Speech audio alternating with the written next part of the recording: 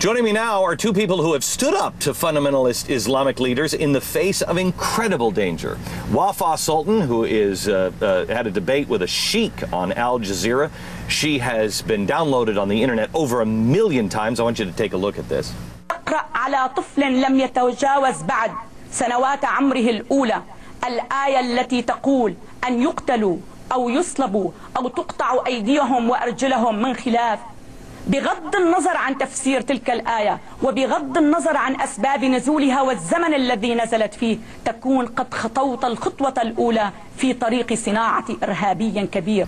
Also joining me is Shakir al-Nilbusi. He has written many editorials published around the world demanding, among other things, that religious leaders of Islam create a fatwa against Osama bin Laden.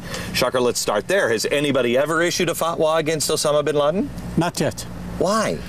I don't know exactly, but it seems, that those people, who are in the Middle East, they are not so interested, in bin Laden or in fatwa or in something like this. So they are closing, their eyes on what's going on in the Middle East. So, as far as, the fatwas, concerning the Iraqi people or concerning, Hamas or concerning, any party in the Middle East, they are ready to issue, these such of fatwas. But as far as against, Osama bin Laden, it seems, that most of the Sheikh religion, or Sheikh establishment, in the Middle East, they are with Osama bin Laden. And the question, if they are not with Osama bin Laden, why they did not, up till this moment, issue any fatwa against him. Okay. You were a practicing Muslim for 32 years. 32 years? I was. What was the turning point for you? I was born and raised as a Muslim. 32 years of my life were stolen by Islam. Now I am free and I feel obligated to speak out and to fight for the human rights for others. Okay. How can you reform a religion if you right now are saying to me, free yourself of this religion? Believe me, personally, I don't believe Islam can be reformed unless we recreate a totally new belief system and keep the name. What about that it's not Islam, that it is cultural? I mean, the life in the Middle East is terrible. Different. It's different, but it's not terrible, as Wafa, said. I think I don't know, stoning of women. I think is different. And to reform Islam, I am against with somebody who is saying that there is no hope to reform Islam. If we would like to reform Islam, we have to reform it from inside Islam, not from outside Islam.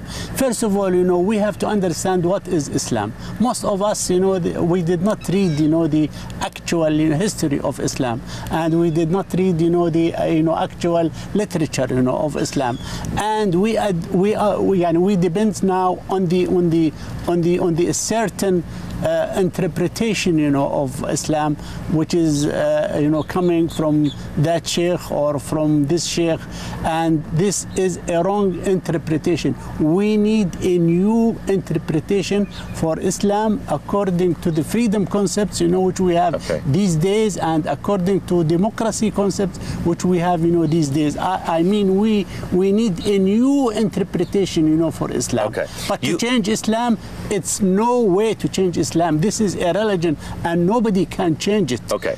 You are from Syria. Yes, I am. You have said some pretty amazing things. Being in Syria, I have to imagine it's caused some great danger for you and your family. What is the main message that you want people to hear? My mission is to educate America and the international community about the danger and the nature of radical Islam. This is my message. Okay. And what is the danger? It is very dangerous belief system. Okay. What is the difference? Calling You just said for the destruction of the other, of the West, yes, of the non-Muslim people. And it is not a humane right. job to do. But you just said the dangers of radical Islam, which I will agree with. But then you also said earlier about Islam. Is there a difference between, is there moderate, peace-loving? I don't see any difference between radical Islam and regular Islam, because Islam is not only a religion. Islam is a religion and is a political ideology deeply rooted in its teaching. Is that a view that you would hold here in the United States, or is that a Syrian view? I was taught at very early age that in order to be Muslim, you have to believe in Islam as a religion and as a state.